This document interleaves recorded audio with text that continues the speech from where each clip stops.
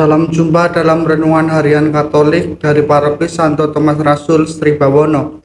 Hari ini Rabu 19 Juni 2024. Kita akan merenungkan bacaan dari Injil Matius bab 6 ayat 1-6, dilanjutkan ayat 16 sampai dengan 18.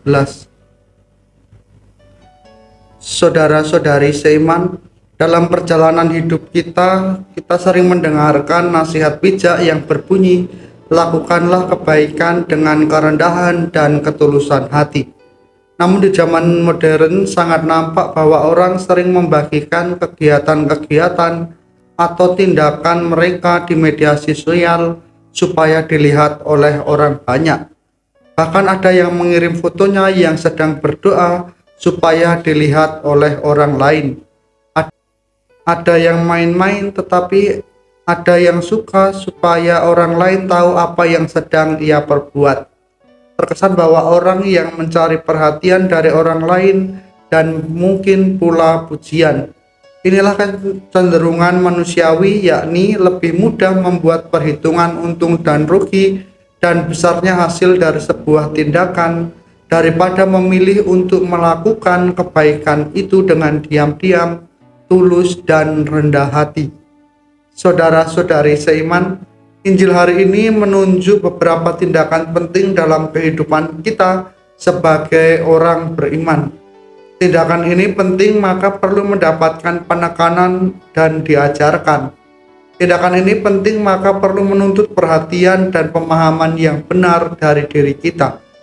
Jika hal ini tidak diperhatikan dan dilakukan dengan kesungguhan dan penuh iman, maka tujuan sejatinya akan hilang. Ibarat pepatah mengatakan, mengembangkan layar tanpa menambah ketebalannya akan mudah sobek. Mempertinggi bangunan tanpa memperkuat pondasinya akan mudah runtuh. Demikianlah halnya dengan latihan hidup beriman yang kita lakukan. Jika tidak disertai kesungguhan, maka akan membuahkan kehampaan. Saudara-saudari seiman, dalam Injil Yesus mengajarkan 3 hal yang sangat Kristiani untuk dihayati tanpa harus bergantung pada media sosial dan pujian publik, namun menambah akhlak dan kemuritan Kristiani. Pertama adalah karya amal atau memberi sedekah, adalah perbuatan mulia untuk melatih kelekatan. Lewat bacaan Injil hari ini diajarkan supaya memberi bantuan kepada orang lain dengan sepenuh hati tanpa ada perhitungan dan tidak perlu supaya orang lain harus mengetahui perbuatan itu. Karena Bapamu yang di surga telah melihat perbuatanmu yang tersembunyi itu dan akan membalasnya. Yang kedua adalah doa.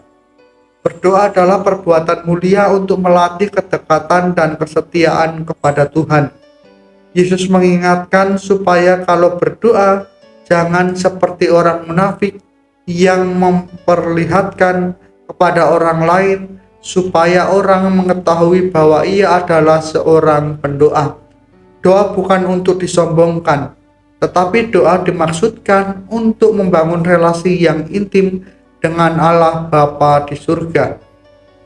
Tidak perlu diupload dan diperlihatkan kepada orang lain.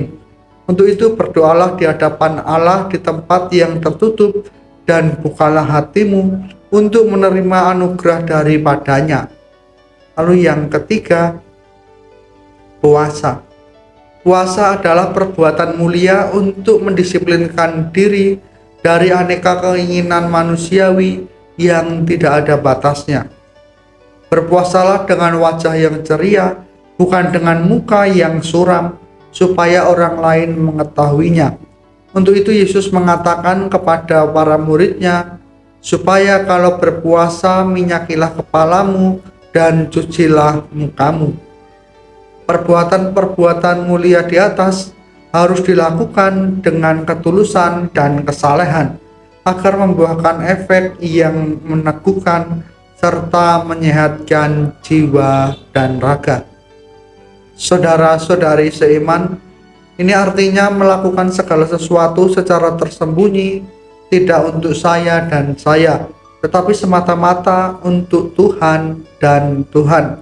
Maka kita harus benar-benar menyadari bahwa Bapa yang tersembunyi melihat hati kita dengan tulus dan jujur, mencintai Dia dalam apapun yang kita lakukan dalam ketersembunyian.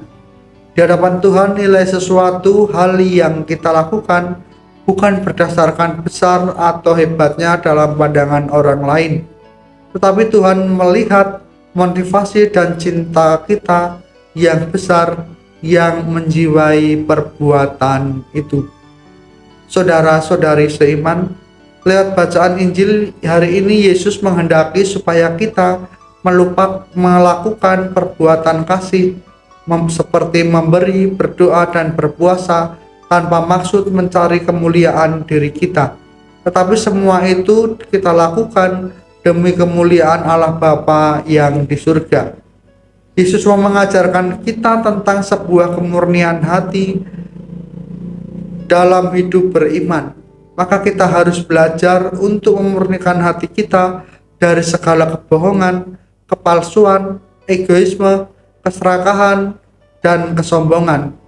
Selama hati kita masih dikuasai oleh semua hal ini, kita akan sulit untuk berelasi dengan Tuhan. Orang yang murni hatinya akan dengan mudah untuk melihat kehendak Tuhan dalam hidupnya.